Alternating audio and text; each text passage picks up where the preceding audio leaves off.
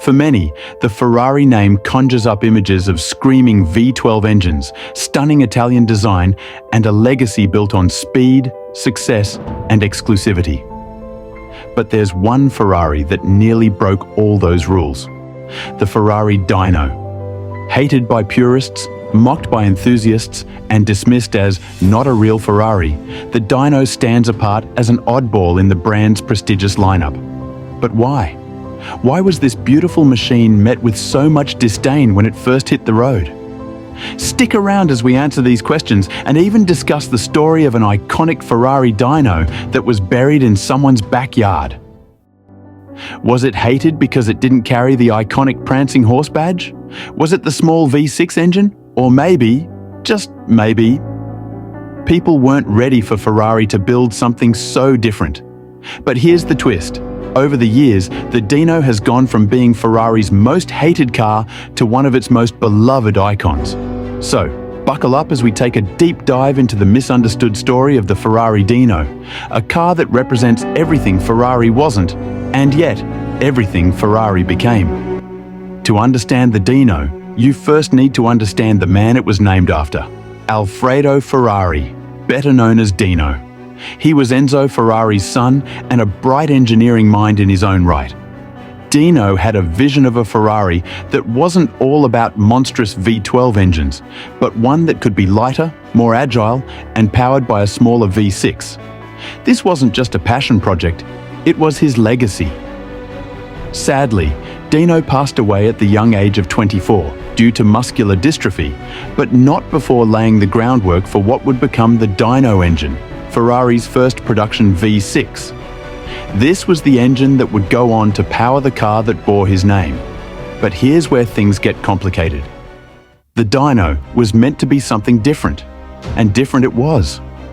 First released in 1968, the Dino 206 GT hit the streets with a mid-engine layout, a 2.0-litre V6, and an aluminum body. Ferrari purists were immediately shaken. No V12? No Ferrari badge? What was Enzo thinking? Well, that was part of the plan.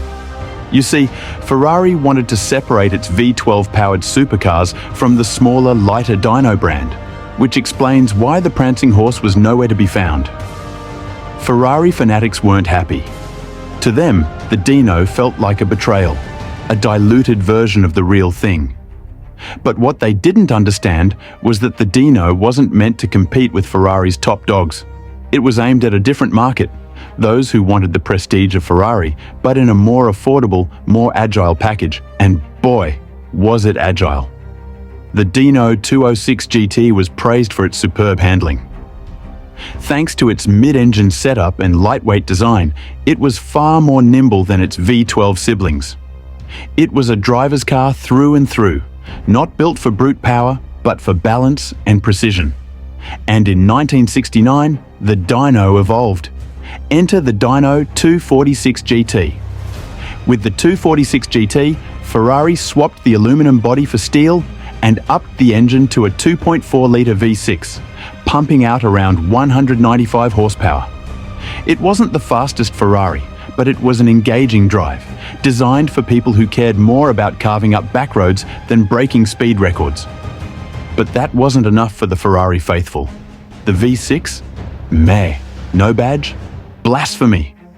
The haters were loud, and they let their opinions be known. But little did they realize, they were missing the point. This wasn't a watered-down Ferrari. It was something new entirely. A bridge between high-end sports cars and raw, untamed racing machines.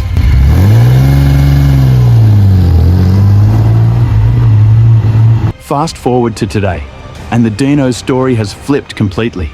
It's no longer the black sheep of the Ferrari family. Quite the opposite. It's become one of the most sought-after classic Ferraris. What changed? Well, time has a funny way of turning a car from hated to classic, especially when it looks this good. Designed by Pininfarina, the Dino's sleek, curvy body is a work of art. It's a timeless shape that doesn't scream speed. It whispers it. It's the kind of car you can't help but stare at. And once people started realizing just how good this car looked, how it handled, and what it represented, an entirely new chapter in Ferrari's story the hate started to fade. Oh, and guess what? Those purists who laughed at the Dino back in the 70s? Today, they're crying as dinos fetch six-figure sums at auction. Not so funny now, is it? But if you thought the Dino's story was wild, we're just getting started. Because in 1978, a group of kids in Los Angeles discovered something beneath the dirt in a suburban backyard. Something Italian. Yep. A Ferrari Dino was found buried, nose down no less, in the backyard of a home in LA. Turns out, it was part of an insurance scam gone wrong. The car had been stolen, wrapped in towels and plastic sheets, and hidden underground by thieves who never came back for it. And after 4 years in the dirt, this buried treasure was discovered by chance. A buried Ferrari Dino. It sounds like the plot of a heist movie, but it was all too real. And incredibly, after the car was dug up, it wasn't in as bad shape as you might think. With some restoration work, this once hated, now legendary car was back on the road, ready to claim its place in automotive history. The Dino went from being Ferrari's most controversial car to one of its most treasured collectibles. Today, its design is admired, its driving dynamics are praised, and its story, well, it's the stuff of legend. So, was the Ferrari Dino really Ferrari's most hated car? Maybe at first, but in the end, it proved that sometimes breaking the rules is exactly what makes you unforgettable. Thanks for watching.